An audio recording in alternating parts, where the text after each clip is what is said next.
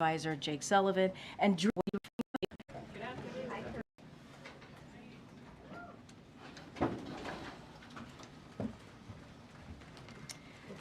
Good afternoon, everyone. Good afternoon. Hi, Kareem. Hi. I haven't seen you in a while. This is a good day. You all have just heard the terrific news from the president that after 15 months of war, Israel and Hamas have reached a ceasefire and hostage deal. This deal will halt the fighting in Gaza, surge much-needed humanitarian assistance to Palestinian civilians who have been living in dire conditions, and it will reunite the hostages, including Americans, with their families after more than 15 months in captivity, experiencing unimaginable suffering. Over the past few days, President Biden spoke with the leaders of Israel, Qatar, and Egypt to continue to push negotiations forward and reach the resolution we announced today. The process has been steered out of the West Wing at the direction of the President by National Security Advisor Jake Sullivan and driven to completion through relentless diplomacy by Middle East Coordinator Brett McGurk, who has been actively negotiating day and night in Doha. I will note that Brett is currently in meetings with foreign leaders, and when he emerges, the National Security Council is going to host a background call to answer more of your questions. Secretary Blinken, Director Burns have traveled regularly to the region in recent months and throughout the past year and been in close touch with the key players in the region to advance negotiations forward. President Biden has also directed his team to work closely with the incoming administration to ensure all spoke with one voice on the need to secure a deal. As the president said, we have reached this point because of the pressure Israel has put on Hamas, while with the backing of the United States. Sinwar was killed. Iran's attacks against Israel failed thanks to the support from the United States. We have built a coalition of nations to defend against Houthi attacks. We negotiated a ceasefire after Hezbollah was significantly weakened, and Iran is weaker today than it has been in decades. These developments, which the United States helped shape, have created new conditions in the region, conditions that have led to the outcome we are seeing today. Today, even as we welcome this news, we remember all of the families whose loved ones were killed in Hamas's horrific October 7th attack, and the many innocent people who have been killed in the war that followed. It is long time for the fighting to end and the work of building peace and security to begin. The families of the American hostages are at the forefront of our hearts and minds today. They have been through a terrible ordeal that I cannot begin to imagine. Under this deal, President Biden is determined to finally bring their loved ones home. Now, again, Brett McGurk is the best equipped to answer the specific implementation questions, as he has been directly involved in extensive negotiations, obviously on the ground. In the meantime, we wanted to come out here to speak to the news and also answer any other questions that you may all have. But before I even move forward to taking your questions, I want to do one of those, as a former senator, now President Biden would say, a point of personal privilege here. Today is the 537th briefing of the Biden-Harris administration. This is my 306th briefing and the final briefing of the administration. Before I get to all your questions, I just want to say a few things and also just give out a few thank yous, if that's okay. So we had the first briefing of this administration on Inauguration Day, because President Joe Biden wanted to make clear the importance of daily press briefings and the vital role that the press plays in our democracy.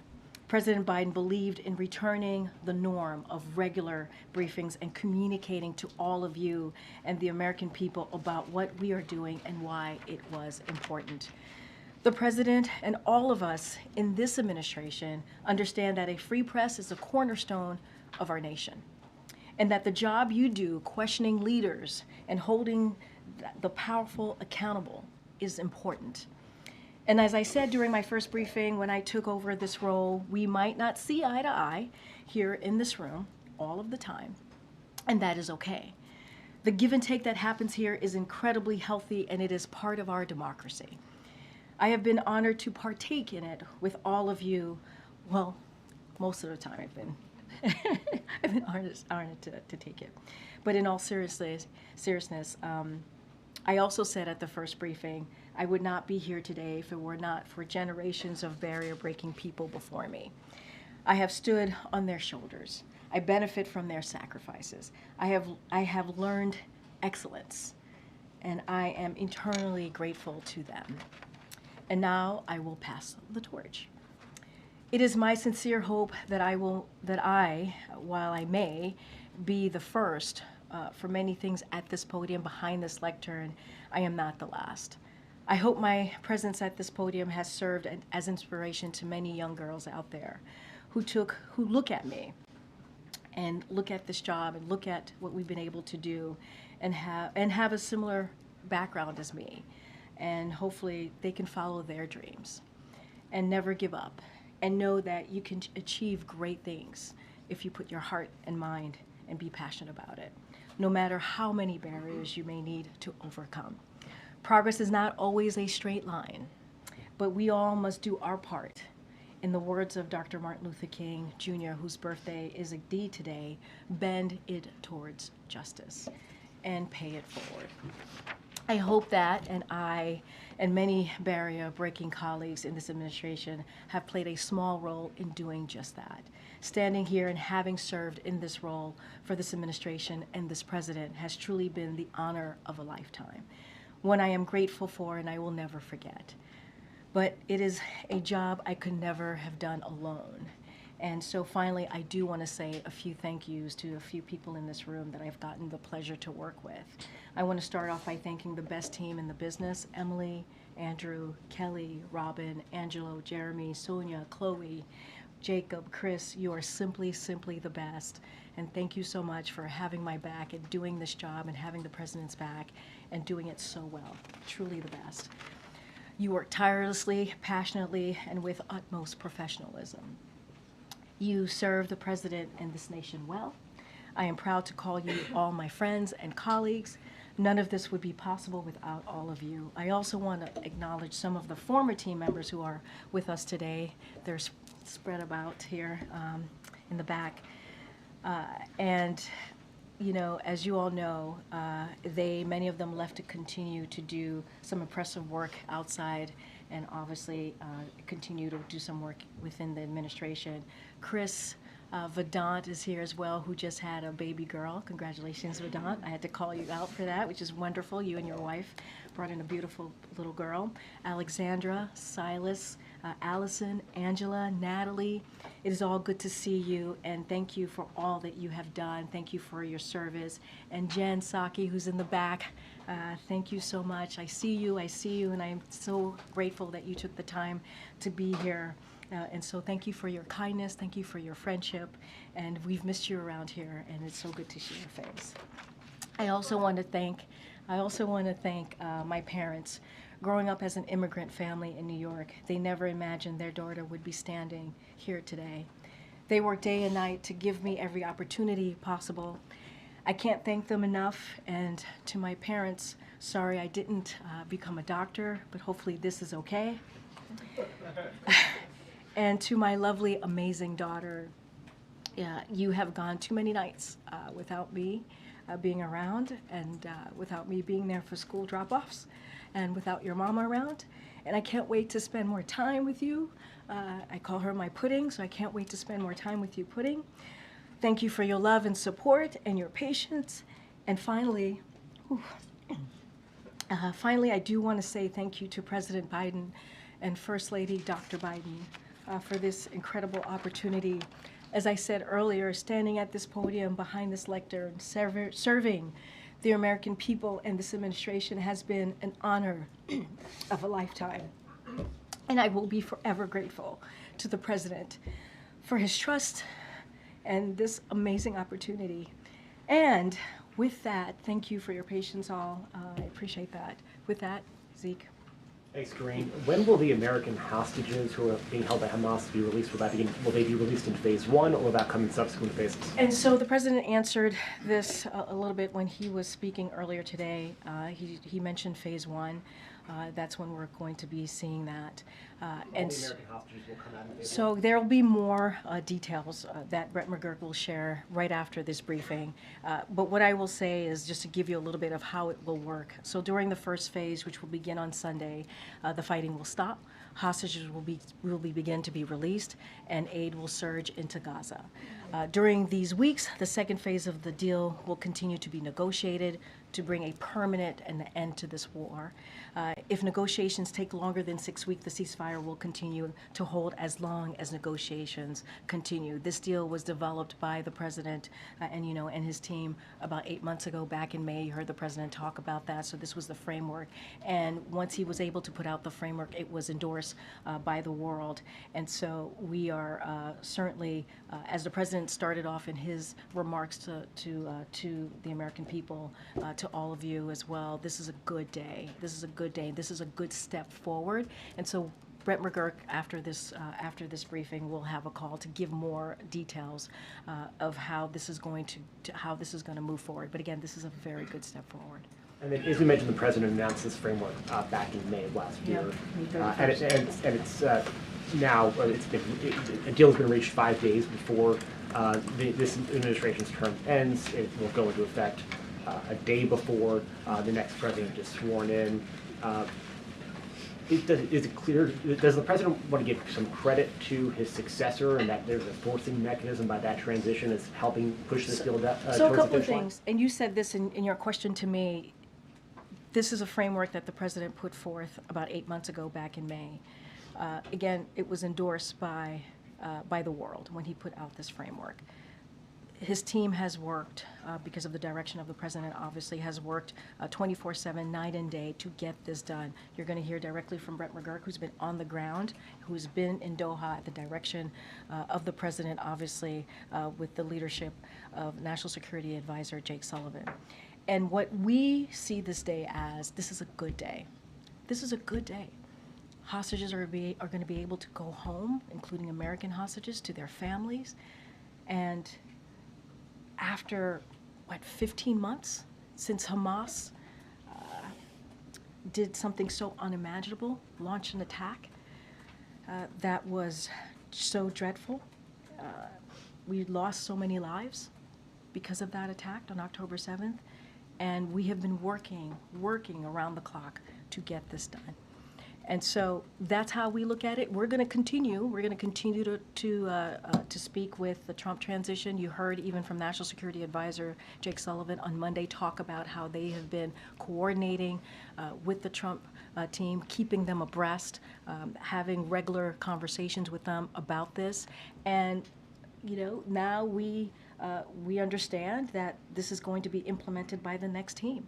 And so we're going to continue to work with until January 20th, we're going to continue to work closely with the Trump transition team. We have to remember what we have seen from this president over the last 8 months, since 15 months, as we're talking about this particular matter. That's what American president does. That's what they do. And that's what we've seen from this president and his leadership. And you mentioned that this deal will be implemented by the next president. There's coordination between the White House and the incoming administration. Has the president spoken at all with his successor, and outside of the very brief ceremonial tea that they will have on the morning of the 20th, does he plan on having a more substantive conversation with him about his strategy and the briefing and the relationships that went into this agreement? Well, Zeke, I will remind you, when he invited the President-elect Trump to the White House, they met for more than 90 minutes. And that's a pretty long time, significant time to have a heart-to-heart, a bit of a conversation. So that happened, as you know, right after the election. I don't have anything to read out at this time of upcoming conversation or conversations that's happened since their meeting in the Oval Office. But again, the Trump transition team and our team have been in constant communication, having these conversations, keeping them abreast. This president made a commitment. He made a commitment that he wanted to see a peaceful transfer of power, something that he didn't get 4 years ago. but he wanted to make sure to continue that that tradition and do a peaceful transfer of power. That's what you have seen. He wanted to make sure the transition was effective, efficient, and that's what we have provided. And like I said, we're going to be in close touch with our team and their team in the next couple of days. And just lastly, on a different topic, you've said the president has been weighing preemptive pardons for all sorts of officials who he fears may be targeted by the incoming administration. Has he made a decision? And given that this is the last briefing, if he were to decide to issue those pardons, could you commit now that there'll be an opportunity to ask questions of the outgoing administration before noon on the 20th about any of the presidential actions? I don't have anything to announce. You are correct. You could expect more pardons. I'm not going to go into details of what that's going to look like. It is not unusual for a president to do that. And so you should expect that from this president.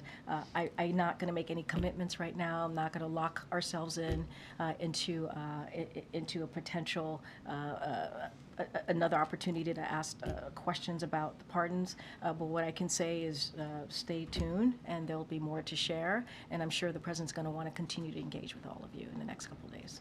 Okay, Louisa. I haven't seen you in a while. Good to see you. It's good to see you, and thank you so much for taking our questions so often. Thank you. I Really appreciate appreciate it. it. Thanks, Louisa. So, in terms of implementing the terms of this agreement, how confident is President Biden that the incoming administration will do that, and have they offered any assurances that they will carry them out? I think there's a commitment to move forward with this deal. I think there's a commitment to make sure that there's an end to this war. Obviously, hostages are going to be coming home. Obviously, we've been in very close touch with the Trump transition. And the president was asked some variation of that question moments ago after he spoke, and he said he is very much indeed confident. So look, we understand this is going to be implemented by the next team, as I just stated. We are going to work closely, in close coordination with the Trump team. As the president has said, and I have said also moments ago, we want this to be in one voice, right? I think that's what you have seen in the past couple of weeks, how we have moved forward in one voice. And this is what's important for the hostages, to get them home, to make sure that we're getting that humanitarian aid into Gaza, and to ending this war that has taken a lot of innocent lives. And so that is the commitment. That is the commitment that you can see from us, and that's what the president believes, that he is confident in how we're going to move forward. Tonight, President Biden is going to be delivering a farewell address. Ahead of that speech, we got a long list of what he views as his greatest accomplishments. Yeah. Over 100 pages, I believe, right? Did you have every word? We have every word. Can you talk about what he thinks his greatest failures are, and whether he will address those tonight to the American public? So look, this is an important moment for the president.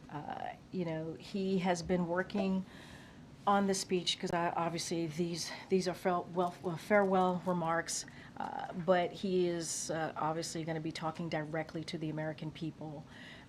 It is not going to be partisan. This is something that, and not just forget, it's not just about the last 4 years of his administration.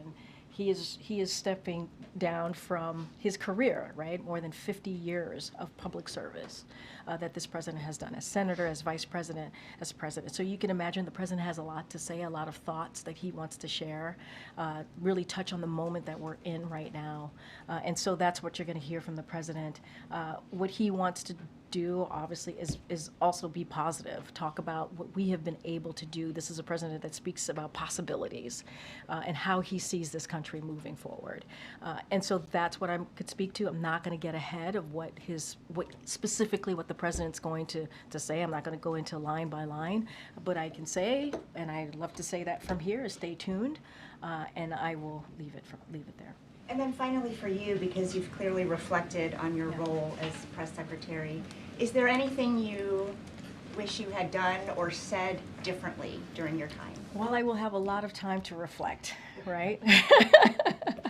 You're not going to catch me up here, Alicia, today, but I will have a lot of time to reflect on my time here. As you know, this is, and I think you've gotten to know a few press secretaries during your career, this is a job that's nonstop. There's not a lot of time to reflect. It's always, we have to do the job, we have to speak on behalf of the president, we have to make sure that we're communicating with all of you. But what I can say with full heart is that this has been an honor and a privilege to do this job, and I have done it to my best of abilities on behalf of this president, and the best job that I will ever have. I truly believe that. Thank you. Ken, Mary. Thank you, Corinne. You and the president have stressed that this is the framework that he put forward last spring, but the president also made clear it was important to him to work with the incoming administration, that they be speaking in as one team, as he put it. Even the Qatari prime minister in his remarks personally thanked Steve Witkoff, the incoming administration's Middle East envoy. So do Donald Trump and his team deserve any credit for this? I mean, look, everyone is going to want some credit. Everybody's going to want some credit. Get that? That's how this goes when something good happens. Not unusual. It is not unusual at all. What I can say is the president got it done, right? That's what I can say. And what I could also say is that, and you said it in your question to me, is that there was a framework that was put forward, and it was put forward by the president back in May 31st of last year, and it was endorsed by the world.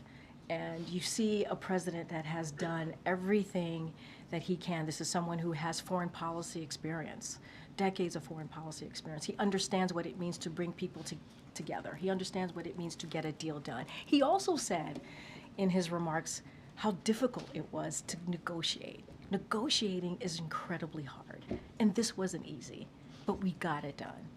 And so, this is someone who speaks from experience. And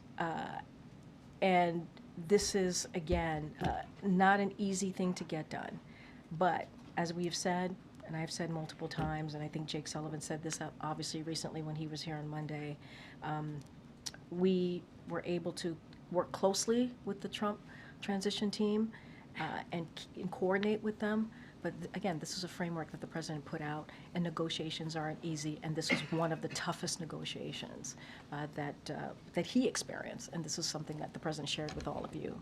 And does the president have any plans to talk to the families of the hostages, or has he talked to them today? So as you know, the president and this administration has been in regular touch with the hostages hostage family, and have obviously always communicated with them that how much we're with them and the work, everything that we're doing to try to bring their loved one home.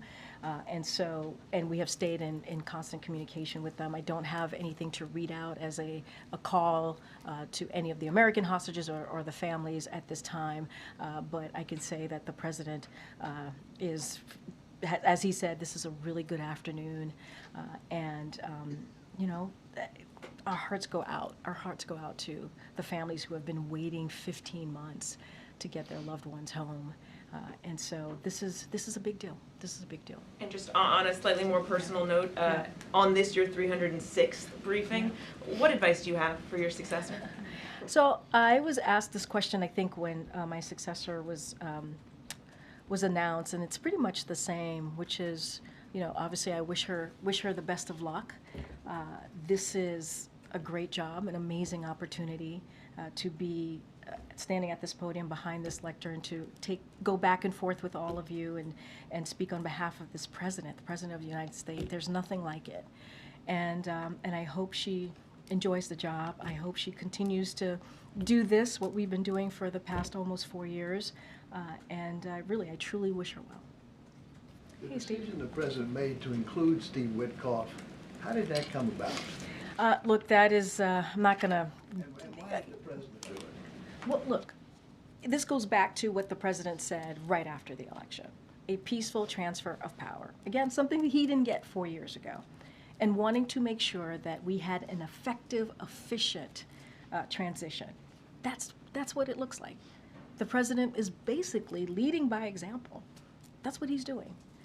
This is a president who understands norms, who understands institutions, and understands how important that is. And he wanted to respect the outcome of the election, the will of the people. And that is what you've seen this president do. At any point, did the president think maybe this deal will not be reached on his watch? The president was hopeful. He was optimistic. This is, as you know, I think you know this, Steve, this is a president that tends to be optimistic and hopeful, but not just that, does the work, leans in, has the experience to get things done, which is what we saw from this president today. I think this is a great example of that. And, you know, he never gave up hope. Never gave up hope. And to your point, until the last minute, and we were able to get this done. Thank you, Karine. This is the second negotiated pause in fighting between Israel and Hamas. The first, as you know, was reached more than a year ago, in November 2023. Fighting then resumed just a few weeks later. So what confidence does the U.S. have that this time will be different? We're going to have confidence, right? I think it's important, stepping back. Negotiations are hard, they're difficult. This was a difficult one. This took multiple sides to come together.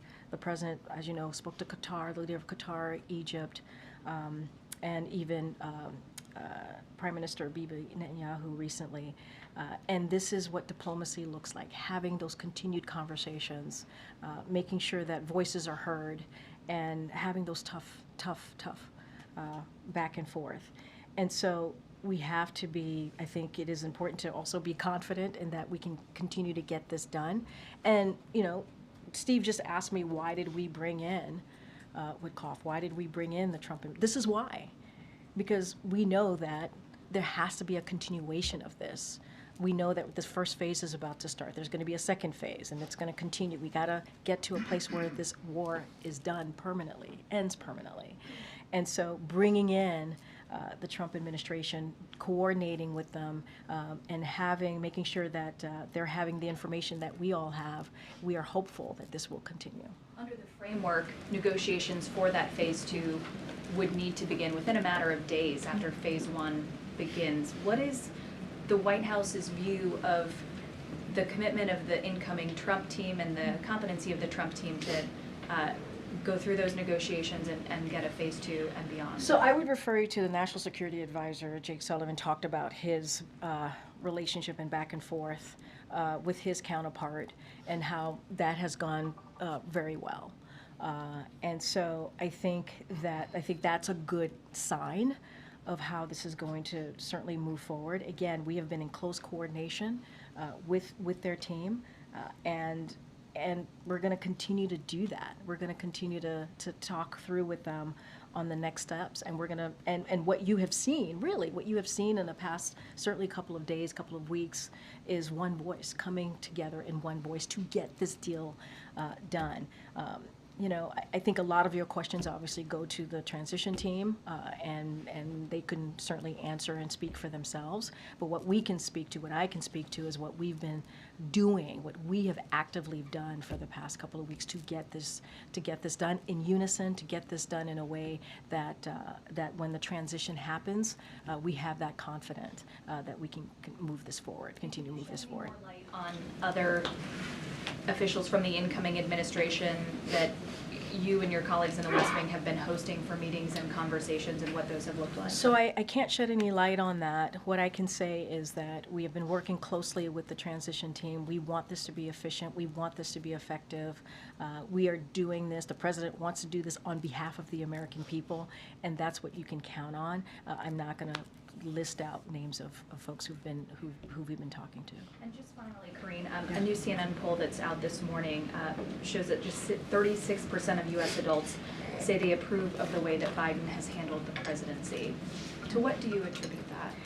I mean, look, I've been very careful in talking about polls and not speaking to every poll. I understand this is a CNN poll. What I can speak to is what the president has done to get things done, to get things delivered for the American people. If you think about beating big pharma, if you think about lowering healthcare costs, bringing manufacturing jobs back, or manufacturing back here more broadly, if you think about insulin, capping insulin at $35 a month for seniors, all of those things that I just listed out are very popular with the American people. They are. And that has always been at the forefront of the president's mind. What can he do to deliver for the American people on the needs that they care about? And that's the type of economic policy that he put forward. That's what he wanted to make sure we didn't leave anybody behind. And many communities have felt that they've been left behind. That's why we talk about building an economy from the bottom up, middle out.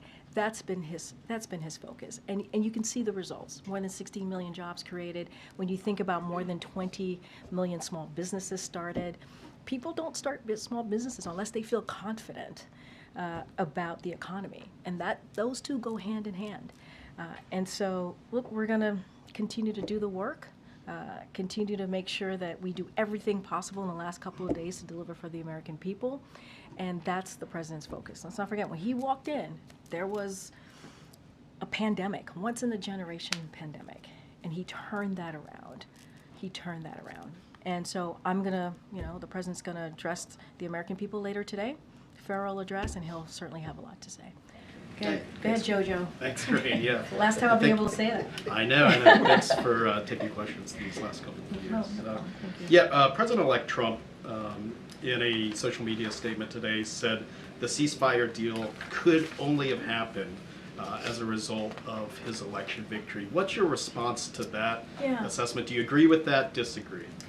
Look, I think the president was asked some version of that question. I think that was the first question that he got after he spoke. And I said this, everyone's going to want to take credit. That's how these things work. But the fact of the matter is, in order for this deal to have been done, there needed to be a framework. The person who provided that framework was President Joe Biden. And we have been working on this for some time. It didn't just come together in the last couple of days. It didn't just start the last couple of days. And so, and not only that, he put together a framework. It got endorsed by the world. That's not an easy thing to do. And, and so that's part of the first thing that he was able to do. The second thing that he was able to do was support Israel, and by supporting Israel, that badly weakened Hamas. You saw what happened to Hamas's leadership, and what we were able to do to the backers of Hamas. And so all of those things mattered. Our support and what we were able to do, how this president stepped in, matters. And now we are in a situation where we're going to pass this over to the incoming administration. A lot of this is going to be implemented by the incoming administration. That is why we worked very closely with the incoming administration. And again, that is what an American president makes. And secondly, President Biden's going to be spending his final full day of his presidency in Charleston, South Carolina. Can you discuss what he's going to be doing there? We'll have more to share on that, and I don't want to dive into that right now, but we'll certainly have more to share on what that will look like his last couple of days. Go ahead, Karen. Just two quick ones. Does the president intend to leave a letter for President-elect Trump before he leaves office, as Trump did for him?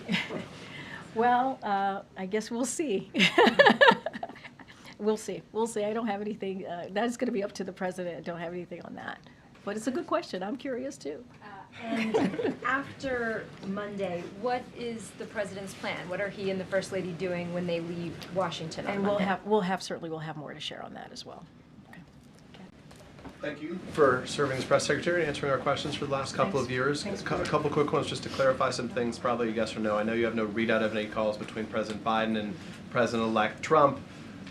Just declaratively, can you say, no, there has not been a call between them or in any of the last 2 weeks on this specific topic of Israel? Look, I have not asked that question, so I don't want to get ahead of myself Still here. press secretary for the state. Can you give us a yes or no for the You always state? give me homework, Peter. Every time I come, you always tell me, can you come back and tell? Okay. 24/7 job 24/7, yeah. Go ahead. If I can ask you briefly about tonight's address, if you can take us into that room, Yeah. who is going to be in attendance? I trust the First Lady. Will family members be Yeah. there? Who else will be there? And is there anything else surrounding it? It's a very good question. We'll have more color for you later on in the evening. What I can say is the president is certainly very much looking forward to this moment, speaking directly to the American people. It's not every day you get to do an Oval Address. He gets to do another Oval Address, obviously his last one, in prime time. And so we will certainly have more color of who's going to be in the room and what that will look like as we get closer. And then last question, I'll leave it to my colleagues, is Yeah. it's tradition that at the end of the year the president would do a news conference in advance of departure. The president would take questions on a variety of different topics.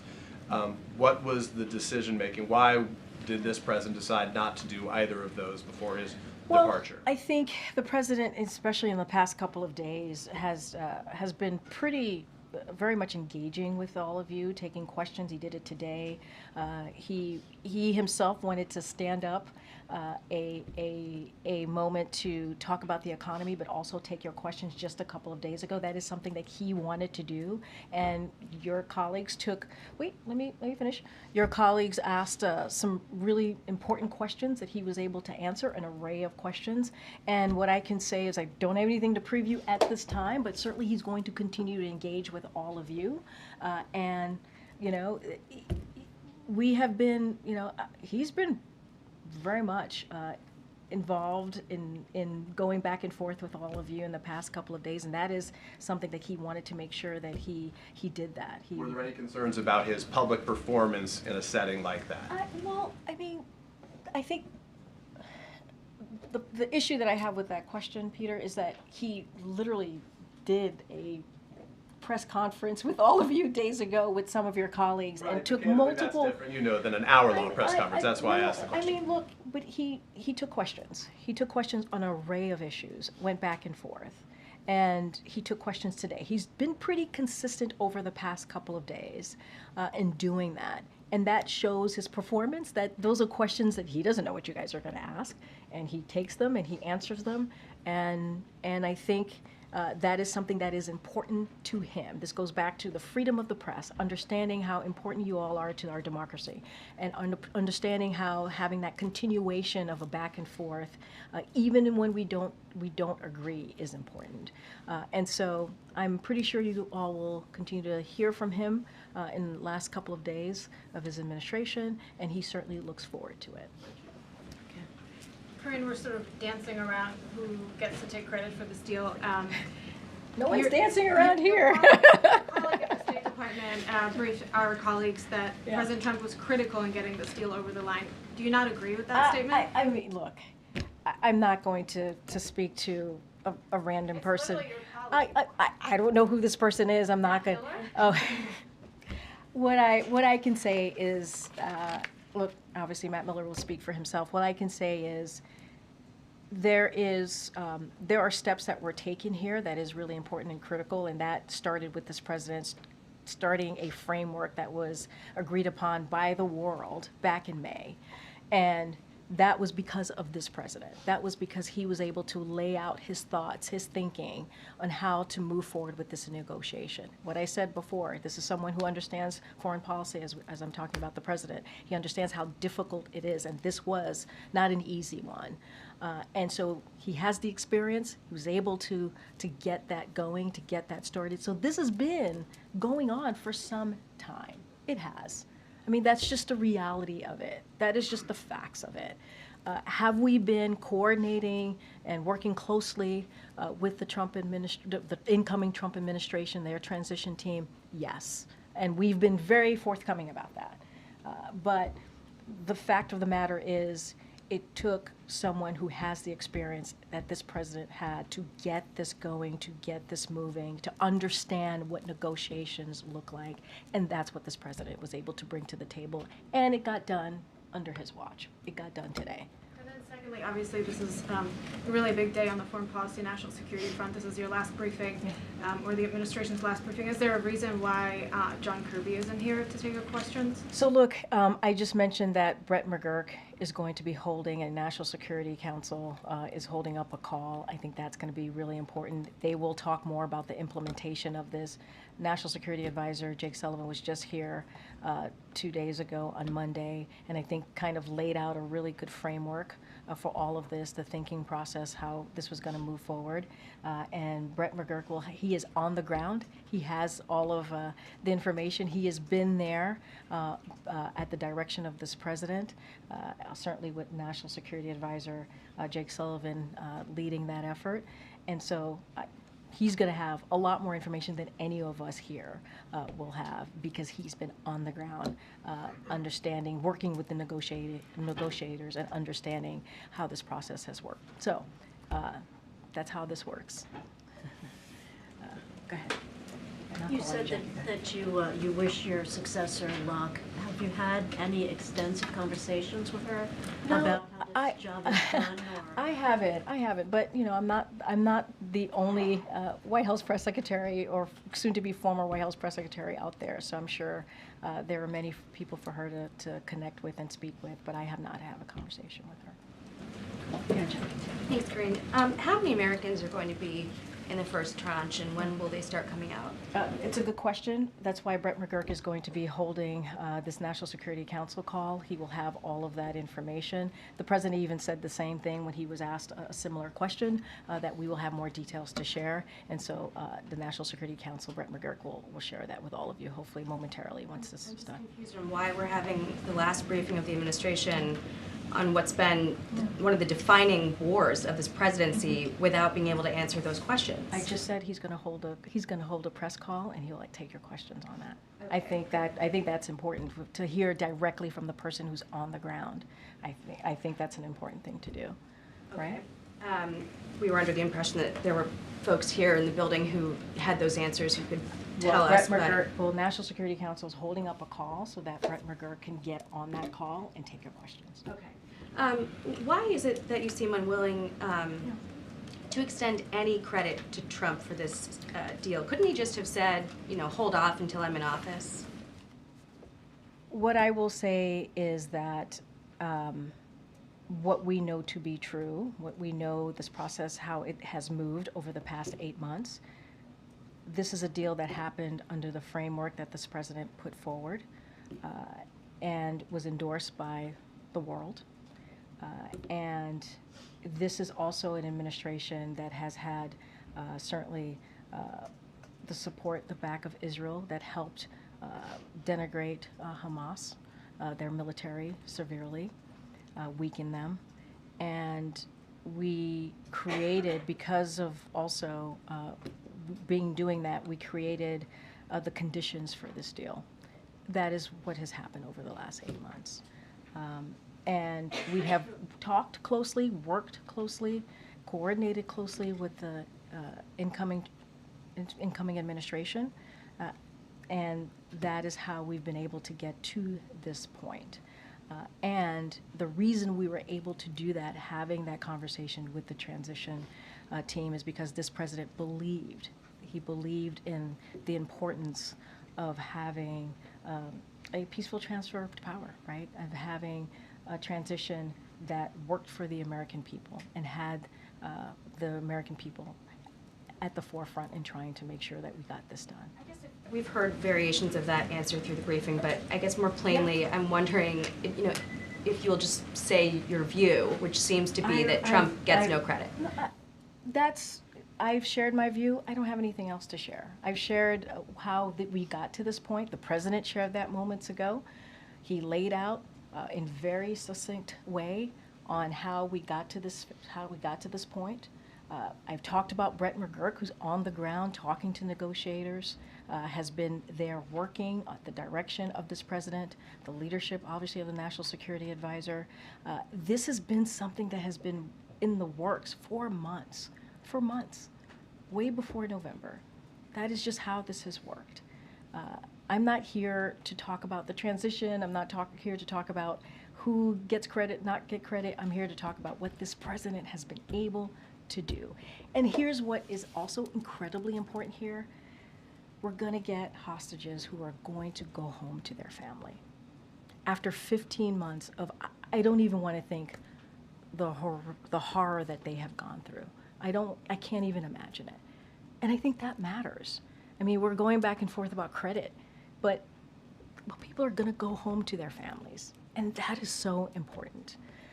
And hopefully the phases will continue and we'll get to an end of war here. And that is important. And let's not forget, increase that humanitarian aid into Gaza, because there are people there who need that aid and the assistance. I'm going to move on. And go ahead. No, I'm going to wait. No. How will you grade yourself on your goal of being the most transparent administration in history? I've taken like 3 questions. I'm going to move on. Go ahead.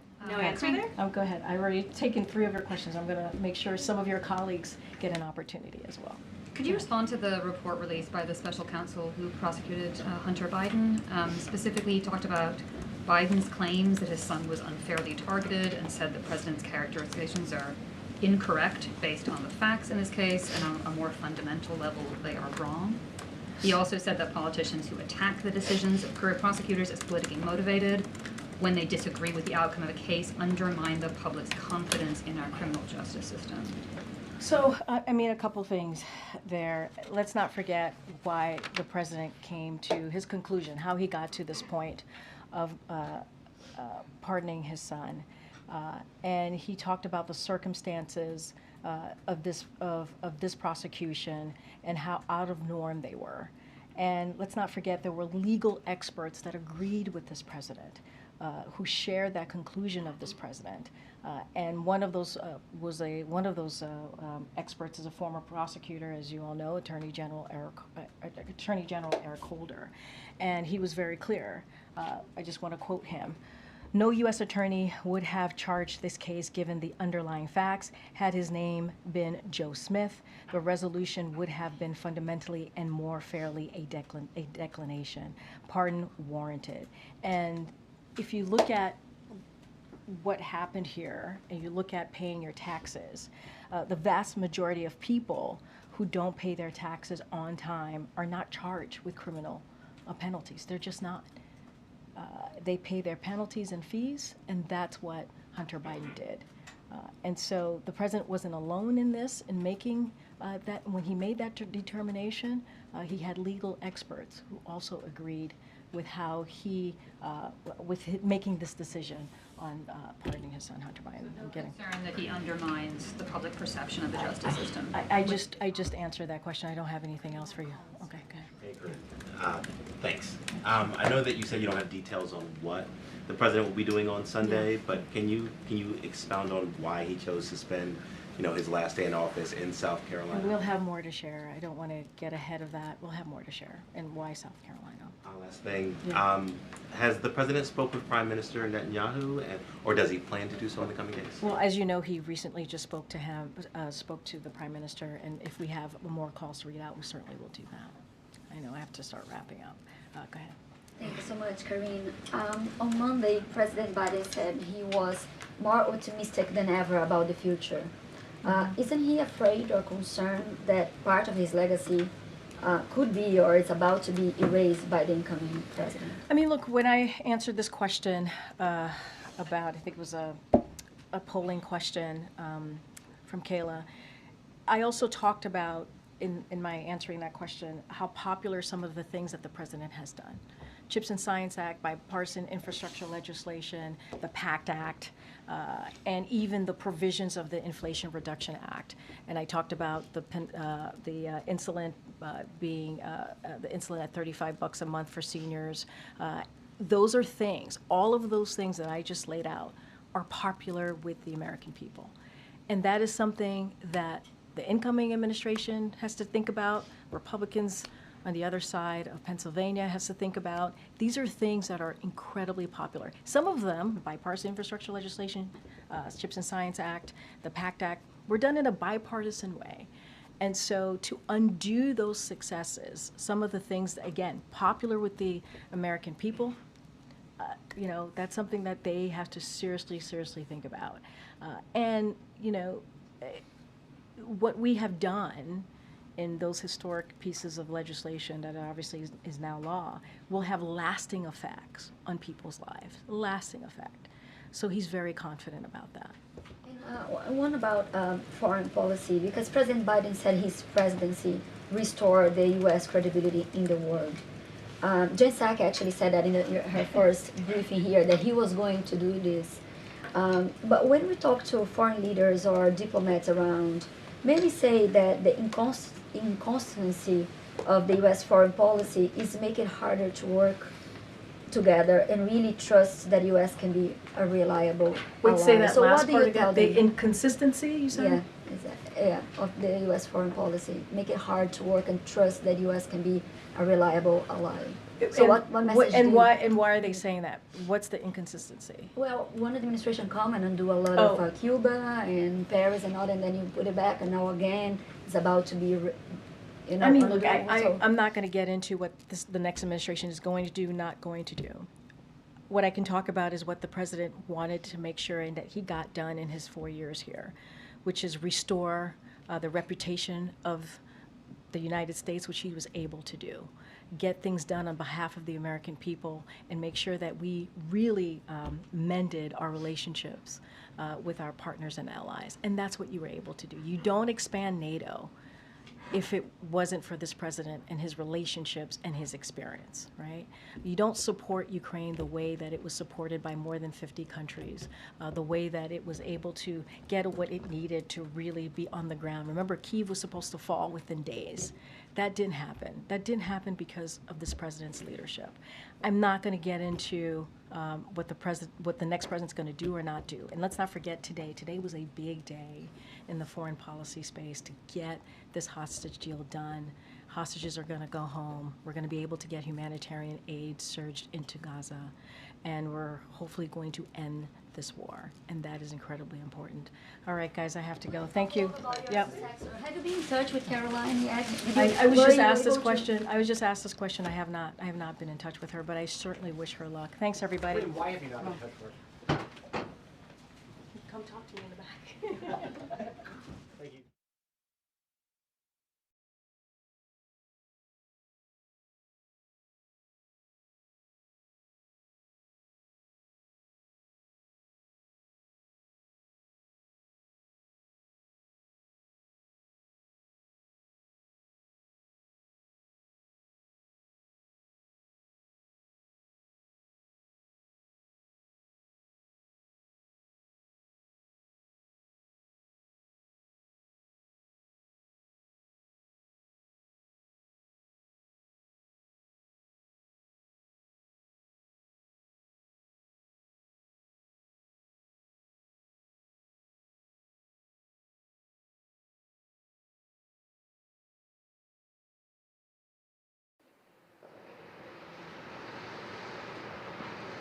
Good afternoon. It's a very good afternoon, because at long last, I can announce a ceasefire and a hostage deal has been reached between Israel and Hamas. For more than 15 months of conflict that began with Hezbollah's brutal massacre on October the 7th, more than 15 months of terror for the hostages, their families, the Israeli people, more than 15 months of suffering by the innocent people of Gaza. Fighting in Gaza will stop, and soon the hostages will return home to their families. The elements of this deal were what I laid out in detail this past May, which was embraced by countries around the world and endorsed overwhelmingly by the UN Security Council. The deal is structured in 3 phases. Phase 1 will last 6 weeks. It includes a full and complete ceasefire, withdrawal of Israeli forces from all the populated areas of Gaza, and the release of a number of hostages held by Hamas, including women and elderly and the wounded. And I'm proud to say Americans will be part of that hostage release in Phase 1 as well. And the Vice President and I cannot wait to welcome them home. In exchange, Israel released hundreds of Palestinian prisoners. And during Phase 1, the Palestinians can also return to their neighborhoods in all the areas of Gaza. And the surge of humanitarian assistance into Gaza will begin. And the innocent people can have a greater access to these vital supplies. You know, during the next 6 weeks, Israel will negotiate the necessary arrangements to get Phase 2, which is a permanent end of the war. Let me say it again, a permanent end of the war. There are a number of details to negotiate to move from Phase 1 to Phase 2, but the plan says if negotiations take longer than 6 weeks, the ceasefire will continue as long as the negotiations continue. I've spoken to the Emir of Kuwait and the President of Egypt, and we have pledged to make sure the negotiations will keep moving forward for as long as it takes. Then, when Phase 2 begins, there will be an exchange for release of the remaining living hostages, including male soldiers, and all remaining Israeli forces will be withdrawn from Gaza. And the temporary ceasefire will become permanent. And finally, phase 3, any final remains of hostages who have been killed will be returned to their families, and a major reconstruction plan for Gaza will begin. This is the ceasefire agreement I introduced last spring. Today, Hamas and Israel have agreed to that ceasefire agreement and the whole ending the war. You know, those of you who have followed the negotiations can attest, the road to this deal has not been easy. I've worked in foreign policy for decades. This is one of the toughest negotiations I've ever experienced. And we reached this point because of the pressure that Israel built on Hamas, backed by the United States. Hamas's longtime leader, Sinwar, was killed. Hamas's strongest supporter, Iran, launched attacks on Israel. And those attacks failed after my administration organized a coalition of nations to stop them. And after I ordered the U.S. ships and planes to come to Israel's defense, we also shaped Israel's strong and calibrated response, destroying Iran's air defenses, but avoiding an escalatory cycle of an all-out war. The United States also organized a coalition of 20 countries to stand up to attacks by the Houthis, including their missile attacks in Israel. Then, Hezbollah, another of Hamas's strongest backers, was significantly weakened on the battlefield, and its leadership was destroyed. With our support, Israel negotiated a ceasefire with them, and after that, Lebanon finally elected a new president who's not beholden to Hezbollah, and he can begin a new chapter for the Lebanese people. All told, these developments in the region, which the United States helped to shape, changed the equation. And so now, the terror network that once protected and sustained Hamas is far weaker. Iran is weaker. Iran is weaker than it's been in decades. Hezbollah is badly degraded. And after more than 15 months of war, Hamas's senior leaders are dead. Thousands of Hamas fighters are dead. And the military formations have been destroyed. With nowhere to turn, Hamas finally agreed to releasing hostages. You know, there was no other way for this war to end than with a hostage deal. And I'm deeply satisfied this day has finally come, for the sake of the people of Israel and the families waiting in agony, and for the sake of the innocent people in Gaza who suffered unimaginable devastation because of the war. The Palestinian people have gone through hell. Too many innocent people have died. Too many communities have been destroyed. In this deal, the people of Gaza can finally recover and rebuild. They can look to a future without Hamas in power. You know, the Bible says, "Blessed are the peacemakers." Many peacemakers helped make this deal happen, including an extraordinary team of American diplomats who have worked nonstop for months to get this done. Secretary Blinken led the effort. Secretary Jake Sullivan, National Security Advisor Jake Sullivan, Bill Burns, John Feiner, Brett McGurk, Amos Hochstein, and the Vice President worked relentlessly as we work to deliver this deal. I'd also note this deal was developed and negotiated under my administration, but its terms will be implemented, for the most part, by the next administration. In these past few days, we've been speaking as one team. This has been a time of real turmoil in the Middle East. But as I prepare to leave office, our friends are strong, our enemies are weak, and there's a genuine opportunities for a new future. In Lebanon, there's an opportunity for a future, free from the grip of Hezbollah. In Syria, a future free from the tyranny of Assad. And for the Palestinian people, a credible pathway to a state of their own. And for the region, a future of normalization, integration of Israel and all its Arab neighbors, including Saudi Arabia.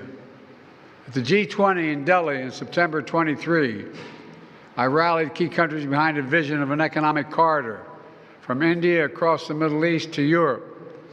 That vision can now become a reality.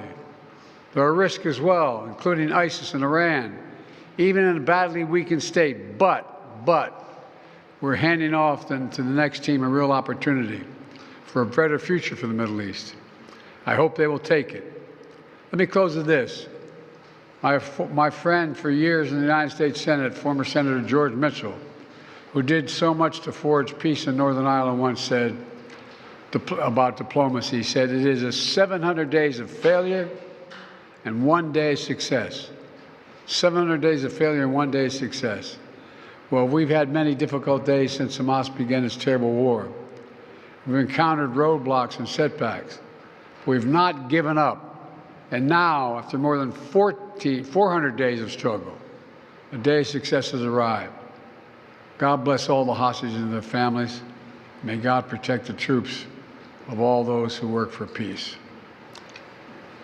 Mr. President, how do you see the future of Gaza now, as we're seeing the implementation of this deal will be in the hands of the next administration, and basically they will shape the future of Gaza. So how do you see this future? And also, how much credit do you give to the Trump team for this deal? Trump's already taking credit for it. Well, you know, this is the exact framework of the deal I proposed back in May. Exact. And we got the world to endorse it. Secondly, it's America's support for Israel that helped them badly weaken Hamas and its backers and create the conditions for this deal. And thirdly, I knew this deal would have to be implemented by the next team, so I told my team to coordinate closely with the incoming team to make sure we're all speaking with the same voice, because that's what American presidents do. Thank you. In the how many Americans will be released when the hostages? All the exact detail of how many people are being held, how many bodies will be returned and less, will all be forthcoming. All of it, all of it. Thank you. That this deal will hold. I'm confident. Thank you. Most credit for this, Mr. President, you or Trump? Is that a joke? Oh, thank you.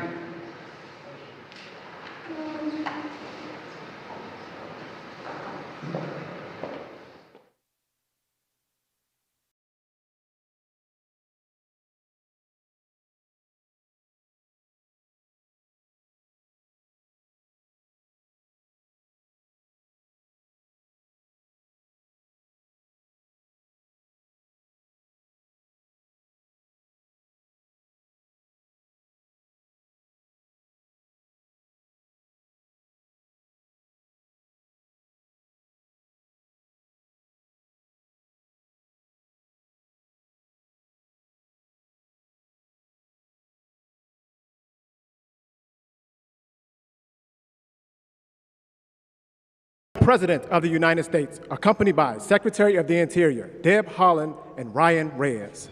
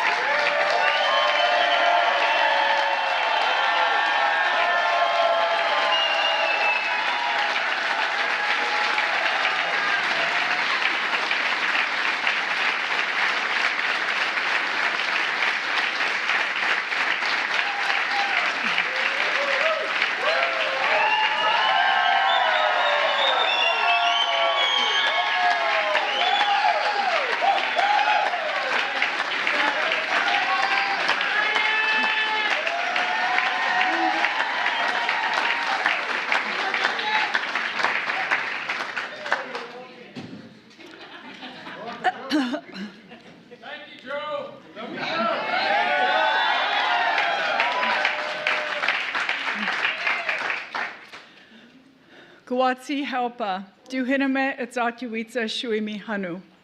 Hello, everyone, relatives and friends. I'm honored to be here with you at the White House. Yes, you can sit down, please.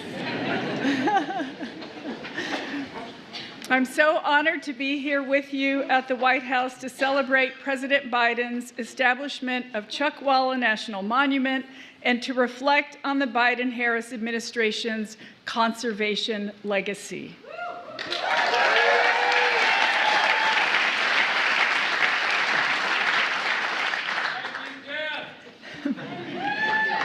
You're very welcome. Hiking Painted Canyon with Chairman Tortes in the Coachella Valley last year was a highlight of my time as secretary, and I am so proud that I was able to keep up with him. Chuckwalla is an incredible place and one in which we are all so lucky to experience as our ancestors did. There is no better way to appreciate the land than to walk it, hearing, seeing, and smelling the earth. Today is special because it represents another example, a capstone really, of the Biden-Harris administration's unwavering commitment to protect the places we all love while uplifting and empowering those who have stewarded them across time. As everyone here knows, Chuckwalla is a living landscape that vibrates with beauty in painted canyons. It's a place where desert valleys and woodlands provide a home for many species of plants and animals. It's a place that families and adventurers from around the world seek out for unmatched recreational opportunities. And it's a place that has been stewarded over millennia by our indigenous ancestors, as evidenced by the songs the tribes still sing today of the trails that weave across the region. When President Biden and I first stepped into these roles, we understood fundamentally that tribes must be at the forefront of our efforts to conserve the lands and waters we all depend on. Today, I'm grateful for President Biden's leadership. I'm grateful he has listened to tribes and local communities across the country and has committed our administration to conserving the places that are core to our identities and to our shared experiences. Above all, I'm grateful for the outstanding partners we share this day with. Today, the Chuckwalla National Monument is protected for all of us.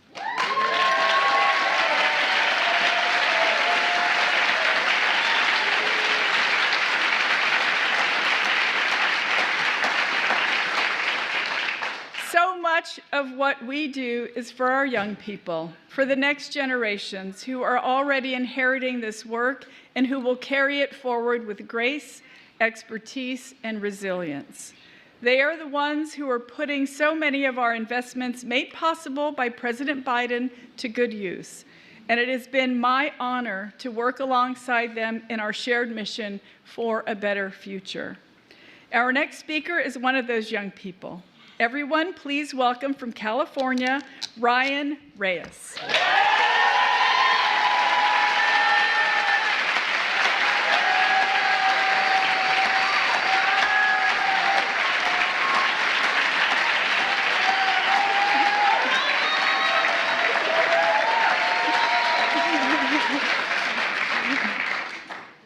Thank you. Thank you, Secretary Holland, for your inspiring words and for that beautiful picture you painted. Hello, my name is Ryan Reyes. I was born and raised in the Coachella Valley with my parents and 3 younger brothers, just about 30 minutes from Chuckwalla. As a child, I didn't appreciate the natural treasures found in my backyard. It wasn't until after I left California to go to college in a big city that I realized I needed to be around the mountains, the sun, and the beauty of the desert. I quickly returned home to the Coachella Valley to finish college and started coming regularly to Chuckwalla to hike, stargaze, and enjoy the beauty of the desert. After finishing college, I interned as a Chuckwalla Youth Ambassador for a nonprofit that works to protect California deserts. Then I joined the team at the National Audubon Society, a conservation nonprofit that works to protect birds and their habitats. It's been an empowering journey, to learn how to advocate for these irreplaceable and incredible places we all need. And I plan to devote my career to environmental policy to protect these precious lands, waters, and animals. I realize how lucky I am to live in that magical place and how transformative it can be for our physical and our mental well-being. I want everyone to experience the magic of Chuckwalla. That's why designating Chuckwalla as a national monument represents more than just protecting land. It's an investment in our community's future, so families can enjoy the natural beauty around us, scientists can explore its mysteries, and we can honor the cultural and historical landscape, or significance it holds for so many. I want to thank Congressman Ruiz, Senator Padilla, and our partners with the Protect California Deserts Coalition, and everyone else who helped make today happen. And of course, our deepest thanks to President Biden. As a young person who feels the weight of the climate crisis, it means everything to know that we have a president who recognizes the importance of protecting these lands and waters for future generations. A champion who has never stopped fighting for us and our planet. A leader who has shown the world what bold climate leadership looks like. It's now my greatest honor to introduce him, ladies and gentlemen, the President of the United States, Joe Biden.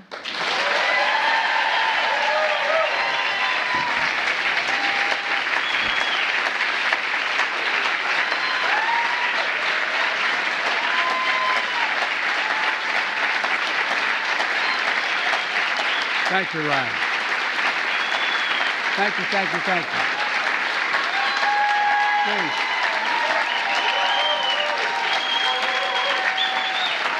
I'm going home now. Thank you, thank you, thank you. Please. Please sit down. Ryan, thank you for the introduction. Your commitment to conservation gives me so much optimism for the future. I mean that sincerely. Before I go much further, I want to explain to you why we have these screens up here. I was hoping we were going to do this in place, so the American people that's being covered by the media would see what we're talking about, feel it, sort of taste it. This is as close as we can get. I'm going to, as I speak, hopefully they're going to bring up the areas I'm talking about so people get some sense of what we're talking about. But I want to make a special thanks to Secretary Deb Haaland, whose incredible leadership these past 4 years has scared the hell out of me.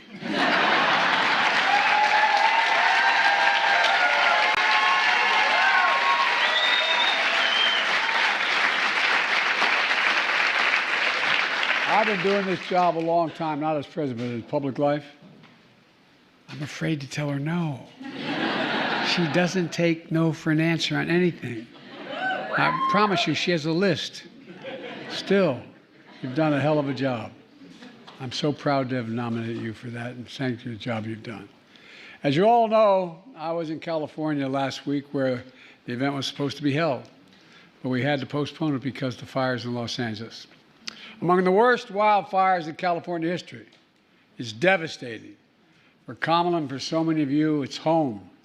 She and I and our entire administration have been working closely with Governor Newsom, Senator Padilla, Senator Schiff, the entire congressional delegation, to make sure California has every possible resource to fight these fires and help the survivors.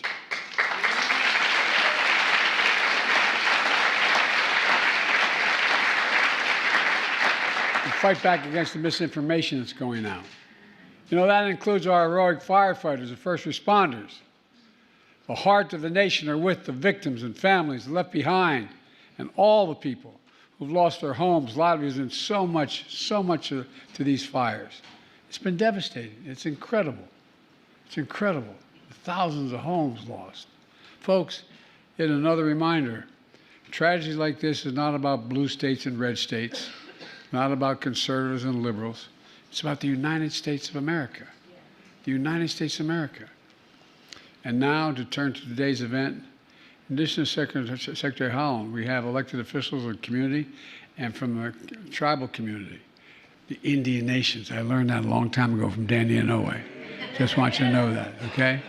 I once said those Indian reservations, no, Joe, come here. Anyway, I was only 30 years old, but I learned it really quickly. Look, members of the California delegation, Senator Padilla, Representative Ruiz, championed legislation to establish these national monuments. Key members of my administration, Brenda, Chair of the Council of Economic Equality, and the staff from the Bureau of Land Management, the Fire Service, the Forest Service. Like many families, Jill and I made it a tradition to take our children and grandchildren to national parks and monuments every year. I wanted them to see, feel, smell, taste, look at just what has been preserved. And every time I looked at it, I thought about Teddy Roosevelt and these people, all they preserved. Imagine had they not acted. Imagine had they not acted. And I wanted them to witness the majesty and beauty of America. It's absolutely majestic. Our natural wonders are the heart and soul of our nation. And you all know it in this room. They unite us, they inspire us. It's a birthright we pass down from generation to generation. And that's why on day one of my administration since then, we've been carrying out the most aggressive climate agenda ever in the history of the world.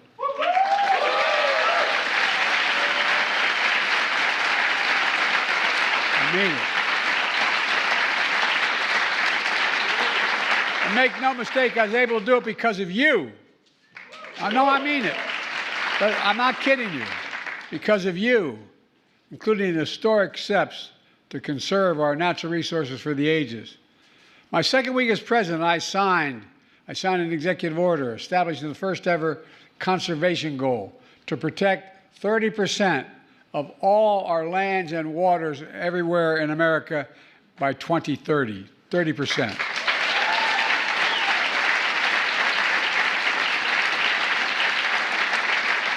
I call this national campaign America the Beautiful. That's what it's called, America the Beautiful. And over the last 4 years, we've delivered with your help, putting America on track to meet that bold goal. Restoring and creating new national monuments, conserving hundreds of millions of acres of lands and waters all across the America. From New England to Minnesota, Texas to Colorado, Arizona to Alaska. I've also created the first national marine sanctuary in the United States, proposed by indigenous communities, and I thank you for your push. I thank you for your push.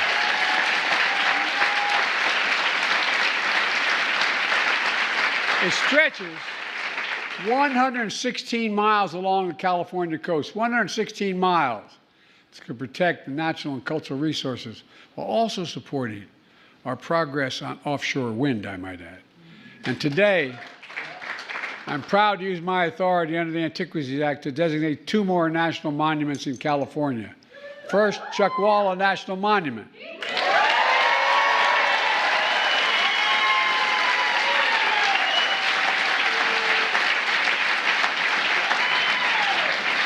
In the Southern California desert, this monument will protect more than 624,000 acres of wildlife habitat and sacred ancestral lands. Ladies and gentlemen, together, pride designations, we're going to create a contiguous corridor along the Colorado River of nearly 18 million acres of protected land, the largest in the lower 48 states. And the area...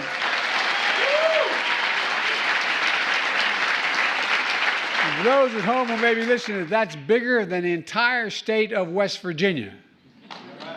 And it's called the Moab-Mojave Conservation Corridor. Look, today's action will also protect and preserve mountain ranges and rugged canyons, desert floors and deep valleys, sandy slopes, stunning peaks.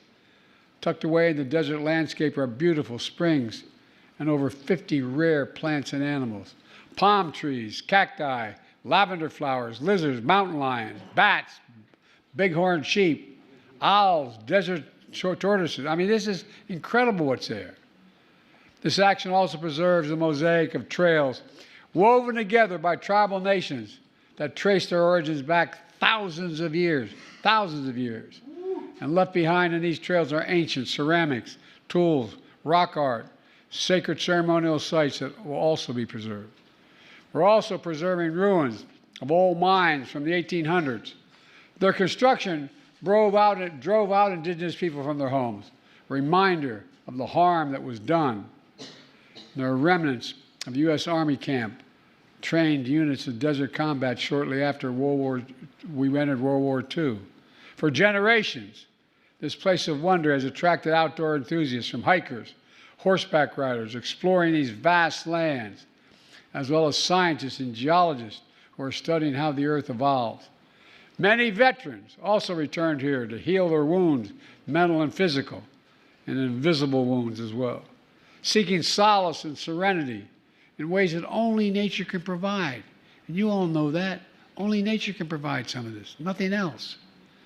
And next door to this monument, solar energy is being built, which proves what I've often said. We don't have to choose between the environment and the economy, or between conservation and clean energy. We can do both at the same time. At the same time.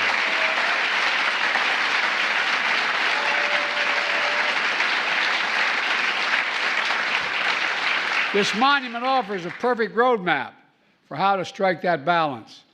It's a key element of our climate agenda. It includes the most significant climate law ever in the history of the world. That's not hyperbole. That's a fact. The law that's positioned us to cut carbon emissions in half by 2030. That's generated $300 billion so far in new private sector clean energy investment. $300 billion. And that's creating hundreds of thousands of jobs and unleashing manufacturing boom all across America. You know, and this matters a great deal. Second, the second national monument I'm designating today is this is important. I mispronounced it the first time. Swatila Highlands in Northern California.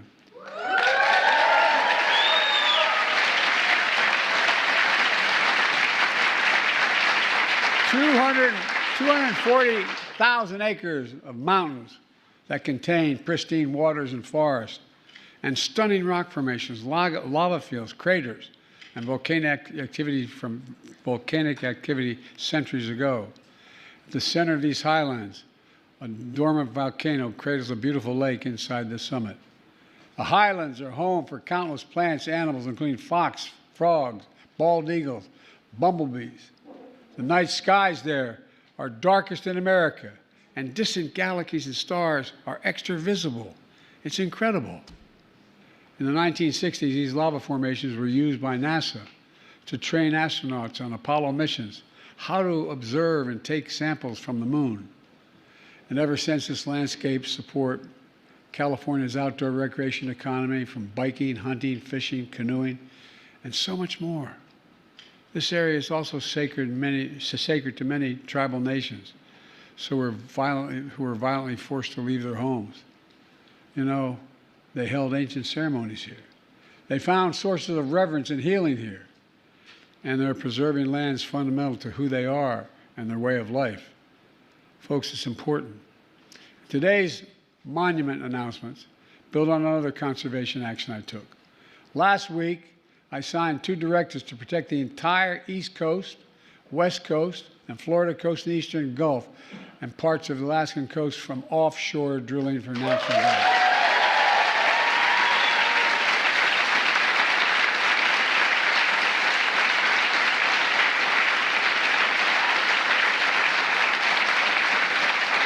And I might add, that is a big deal. My state's only 3 feet above sea level. Oh, you're laughing, but it's important. Nearly 40% of Americans live in coastal communities. And it's not only good for the environment, it's good for our economy. It'll protect coastal fishing industry that generates $320 billion of income a year.